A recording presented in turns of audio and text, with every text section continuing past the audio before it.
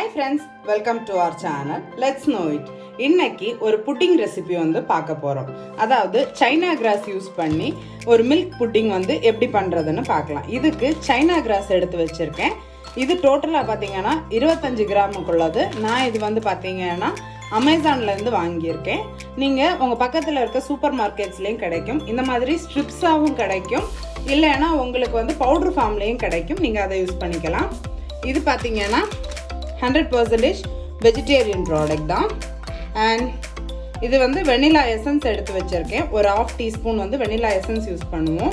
அப்புறமா ஒரு 1/2 லிட்டர் பால் எடுத்து வச்சுருக்கேன். மில்க் மேட் வந்து எடுத்து வச்சுருக்கேன்.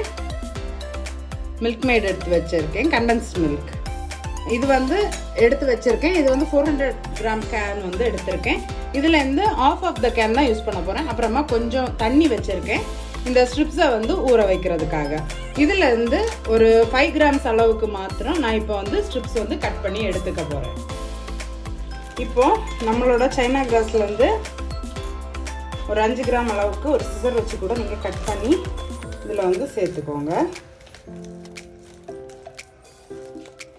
உங்களுக்கு 5 கிராம் பாக்கெட்ல எல்லாம் பவுடர் வைஸ்ல கிடைக்கும். அந்த மாதிரி வாங்குனீங்கன்னா உங்களுக்கு மெஷர்மெண்ட் வந்து கரெக்டா இருக்கும். இது ஒரு அப்ராக்சிமேட்லி வந்து ஒரு 5 கிராம் வந்து எடுத்துக்கேன். இப்போ நான் ஒரு 5 கிராம் அளவுக்கு அகர வந்து சின்னதாக ஒரு மீடியம் சைஸஸாக கட் பண்ணி ஒரு பவுலில் சேர்த்துருக்கேன். இப்போ இந்த சைனா கிராஸ் மூழ்கிற அளவுக்கு ஃபுல்லாகவே இந்த தண்ணிக்குள்ளே மூழ்கணும். அந்த அளவுக்கு தண்ணி வந்து சேர்த்துக்கோங்க. கொஞ்சம் கூட சேர்த்துக்கிறேன். ஒரு 1/2 கப் அளவுக்கு தண்ணி சேர்த்துருக்கேன். நான் 1 கப் தண்ணி எடுத்து வச்சுருந்தேன். ஒரு 1/2 கப் அளவுக்கு தண்ணி சேர்த்துருக்கேன். ஃபுல்லாக வந்து முங்கி இருக்கு. ஒரு 10லேருந்து 15 நிமிஷம் அப்படியே இதை வந்து விட்டுடலாம். இந்த சைனா கிராஸ் வந்து நல்லா ஊறி வரணும். இப்போ பார்த்தீங்கன்னா நம்ம எடுத்து வச்சிருந்தோம் இல்லையா 1/2 லிட்டர் பால். அந்த 1/2 லிட்டர் பாலை வந்து நல்லா சூடாக வச்சுருக்கேன். ஆல்மோஸ்ட் கொதி வந்துருச்சு. ஒரு விஸ்க் வச்சு நான் கலந்து கொடுக்குறேன். நீங்கள் ஒரு ஸ்பூன் வச்சு கலந்துக்கிட்டா கூட போதும். அந்த அடியில் வந்து ஏடு எதுவும் படியாமல் வர்றதுக்காக. பால் வந்து நல்லா ஒரு கொதி வந்துடட்டும். பால் பார்த்தீங்கன்னா நல்லா ஒரு கொதி வந்துருச்சு. இப்போ பார்த்தீங்கன்னா பால் ஒரு 2 நிமிஷம் போல் கொதிச்சிட்ருக்கு. இதில் நம்மளோட கண்டென்ஸ்டு மில்க் ஒரு பாதி டின் அளவுக்கு கண்டென்ஸ்ட் மில்க் வந்து நான் இன்னைக்கு சேர்த்துருக்கேன். நீங்கள் வந்து உங்களோட ஸ்வீட்னஸுக்கு ஏற்ற மாதிரி கண்டென்ஸ்ட் மில்க் சேர்த்துக்கோங்க. கண்டென்ஸ் மில்க் சேர்த்தா நல்ல ஒரு க்ரீமி ரிச் ஃப்ளேவர் கொடுக்கும். அதுக்காக கண்டென்ஸ் மில்க் சேர்த்துருக்கேன். நீங்கள் இதுக்கு பதிலாக ஒரு 4லேருந்து 5 டேபிள் ஸ்பூன் அளவுக்கு நார்மலான ஒயிட் சுகர் சேர்த்துக்கலாம். ஒரு விஸ்க் வச்சுட்டு கலந்துக்கிறேன். ஒரு ஸ்பூன் வச்சு நீங்கள் கலந்துக்கிட்டாலும் போதும். இந்த ஸ்டேஜில் இதோட ஸ்வீட்னஸ் எல்லாம் செக் பண்ணிக்கோங்க. நான் வந்து செக் பண்ணிட்டேன். எனக்கு வந்து இனிப்பு எல்லாமே கரெக்டாக இருக்குது. இப்போது நம்ம ஊற வச்சுருந்தோம் இல்லையா சைனா கிராஸ், அது வந்து ஒரு 10 நிமிஷம் போல் நல்லா ஊறி இருக்குது. பார்த்தீங்களா, சாஃப்டாக இருக்குது.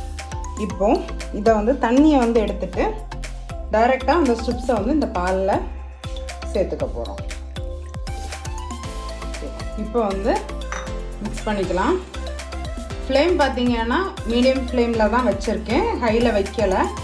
இப்போ நம்ம சேர்த்துருக்க இந்த சைனா கிராஸ் ஸ்ட்ரிப்ஸ் எல்லாமே கம்ப்ளீட்டாக மெல்ட் ஆகி வரணும். அது வரைக்கும் குக் பண்ணிக்கலாம். இப்போ பார்த்தீங்கன்னா சைனா கிராஸ் சேர்த்து ஒரு 2 நிமிஷம் போல் ஆயிருக்கு. கொஞ்சம் கூட அது நல்லா சாஃப்ட் ஆகிருக்கு. பட் கம்ப்ளீட்டாக அது மெல்ட் ஆகணும். இப்போ அதில் சைனா கிராஸ் எல்லாம் கிடக்குதா, இந்த மாதிரி எதுவுமே இல்லாமல் நல்லா கம்ப்ளீட்டாக உருகி வர்றது வரைக்கும் மெல்ட் பண்ணணும். ஒரு 5 நிமிஷம் போல் ஆகும். இப்போ பார்த்தீங்கன்னா நேரமாக இருந்ததை விட ஆல்மோஸ்ட் மெல்ட் ஆகிடுச்சு. இன்னும் கொஞ்சம் தான் மெல்ட் ஆகணும். இன்னும் ஒரு 2 நிமிஷத்தில் இது வந்து ரெடி ஆகிடும். இப்போது இது ஆல்மோஸ்ட் ரெடி ஆகிட்டு இருக்கா. இதில் ஒரு டீஸ்பூன் அளவுக்கு வெனிலா எசன்ஸ் சேர்த்துருக்கேன். இது வந்து ஒரு ஃப்ளேவருக்காக சேர்த்துருக்கேன். நீங்கள் இதுக்கு பதிலாக ஏலக்காய் தூள் கூட வந்து சேர்த்துக்கலாம். இல்லை உங்களுக்கு வந்து ரோஸ் ஃப்ளேவர் பிடிக்கும், அந்த மாதிரி உங்களுக்கு டிஃப்ரெண்ட் ஃப்ளேவர்ஸில் பிடிக்கும்னா அந்த மாதிரி ஃப்ளேவர்டு சிரப் கூட சேர்த்துக்கலாம். நான் இன்றைக்கி ப்ளெயினாக வந்து வேணுங்கிறதுக்காக வெனிலா ஃப்ளேவர் வந்து பண்ணியிருக்கேன். இப்போ பாருங்கள், நல்ல ஒரு க்ரீமி கன்சிஸ்டன்சியில் இருக்கா. அந்த மில்கோட கன்சிஸ்டன்சி மாதிரி ஒரு க்ரீமி கன்சிஸ்டன்சிக்கு வந்திருக்கு. நாம் இப்போ வந்து அதில் சேர்த்த வந்து சைனா கிராஸ் எல்லாமே கூட மெல்ட் ஆகிடுச்சு. அடுப்பு ஆஃப் பண்ணிவிட்டு ஒரு பாத்திரத்தில் வந்து ட்ரான்ஸ்ஃபர் பண்ணிடலாம். இப்போது இந்த மாதிரி ஒரு ட்ரே எடுத்துருக்கேன், அது பேக்கிங் யூஸ் பண்ணுற ட்ரே. இது மேலே ஒரு வந்து அரிப்பு வந்து யூஸ் பண்ணுறேன். அதில் மேபி ஏதாவது 1-2 சின்ன சின்ன கட்டிங்க இருந்தாலும் அந்த கட்டிங்கே இதில் வராமல் இருக்கிறதுக்காக தான் இந்த வந்து அரிச்சு வந்து சேர்த்துக்கிறோம். அது மட்டும் இல்லை, அதில் மேலே வந்து ஏர் பபிள்ஸ் இருந்துச்சுன்னா அது அப்படியே செட் ஆகிடும். அந்த மாதிரி ஆகாமல் இருக்கிறதுக்காகவும் தான் ஃபில்ட்ரு பண்ணி சேர்த்துக்கிறோம். இப்போ ஸ்லோவாக வந்து சேருங்க.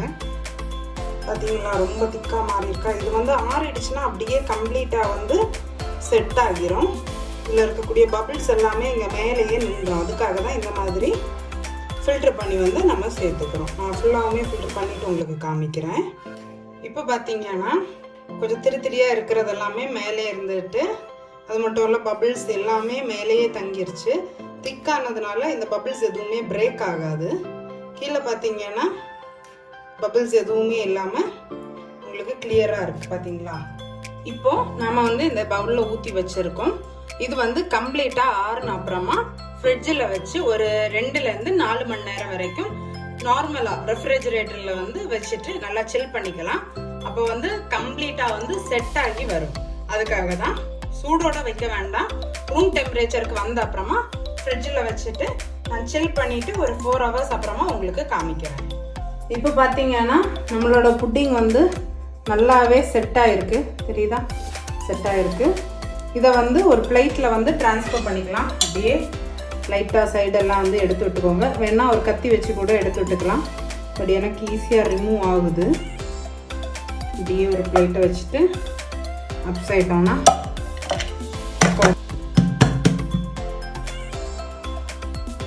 ஓகே, பார்த்தாலே தெரியுதா நம்மளோட புட்டிங் வந்து பர்ஃபெக்டாக ரெடியாக இருக்குது. இப்போ கட் பண்ணி பீஸ் பண்ணிக்கலாம்.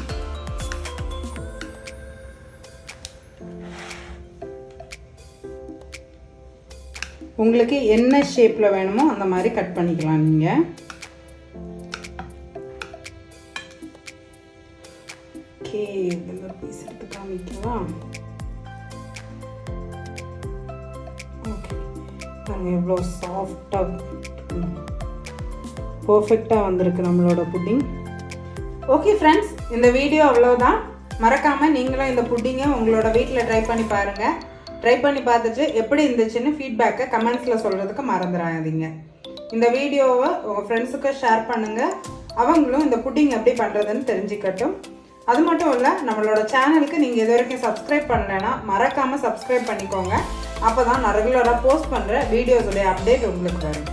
சீக்கிரமாகவே இன்னொரு ரெசிபியோடு உங்களை மீட் பண்ணுறேன். Bye friends, thank you.